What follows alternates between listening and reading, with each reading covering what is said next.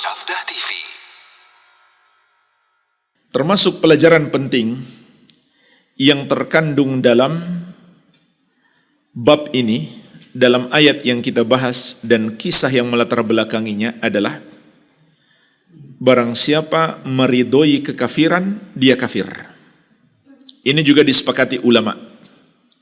Makanya Imam Nawawi rahimahullah mengatakan, barang siapa berniat murtad, maka dia murtad. Barang siapa berniat murtad, maka dia murtad. Kenapa jemaah sekalian? Orang baru berniat murtad sudah murtad. Termasuk orang yang mengatakan, kalau ajaran seperti Islam seperti itu, saya murtad saja. Na'udzubillah. Orang yang berniat murtad, dia sudah murtad. Kenapa jemaah sekalian? Karena kalau dia berniat murtad, berarti dia meridhoi kemurtadan. Meridhoi kemurtadan adalah kemurtadan. Meridhoi kekafiran adalah kekafiran. Meridhoi kesyirikan adalah kekafiran. Di antara dalilnya surat An-Nisa ayat 140. Wa qad nazzala 'alaikum fil kitabi an idza sami'tum ayatillahi yukfaru biha wa yustahza'u biha fala taq'udu ma'ahum hatta yakhudu fi haditsin ghairi innakum idzam mithluhum. Sungguh telah diturunkan kepada kalian di dalam Al-Qur'an apabila ayat-ayat Allah diingkari dan diperolok-olok, maka janganlah kamu duduk-duduk bersama orang-orang yang melakukannya sampai mereka memasuki pembicaraan yang lain. Kalau kamu bersama mereka, kamu kalau begitu sama dengan mereka. Oleh karena itu, semua bentuk kekafiran apapun, kita nggak boleh ikut hadir serta dalam majelis tersebut. Di majelis orang yang sedang memperolok-olok agama Allah. Jadi, kalau ada orang nonton stand up komedi yang menghina satu ajaran syariat, maka semua yang menonton ikut kafir.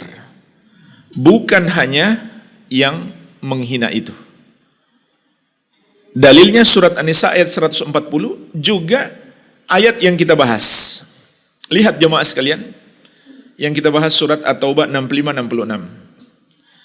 Orang yang menghina Nabi Muhammad SAW hanya satu orang, tapi Allah mengkafirkan mereka semuanya. Kata Allah, qad kafartum ba'da imanikum. Sungguh kalian sudah kafir setelah sebelumnya kalian beriman. Allah menggunakan domir untuk banyak orang. Kafartum, kalian semuanya sudah kafir. Bukan kafarta, kamu sendirian kafir. Jadi semua yang hadir mendengarkan ocehannya itu semua dikafirkan, kecuali orang yang hadir tanpa dia sengaja, kemudian dia mengingkari, dia menyalahkan.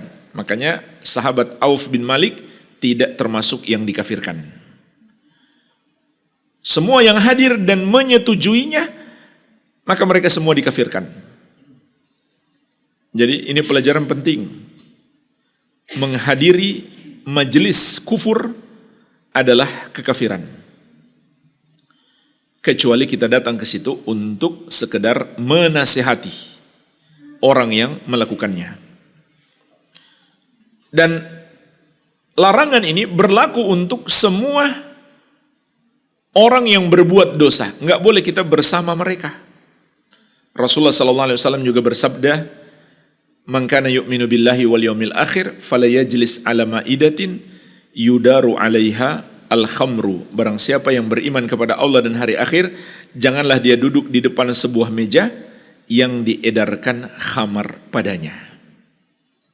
Jadi kalau kita diundang kondangan misalkan, ternyata di depan seat mereka menghidangkan khamar, kita nggak boleh hadiri majelis seperti itu.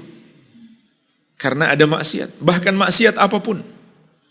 Dulu para sahabat kalau datang di resepsi pernikahan, kemudian ada maksiat di situ, ada patung misalkan, ada musik-musik, apalagi ada kekufuran, maka para sahabat kembali pulang.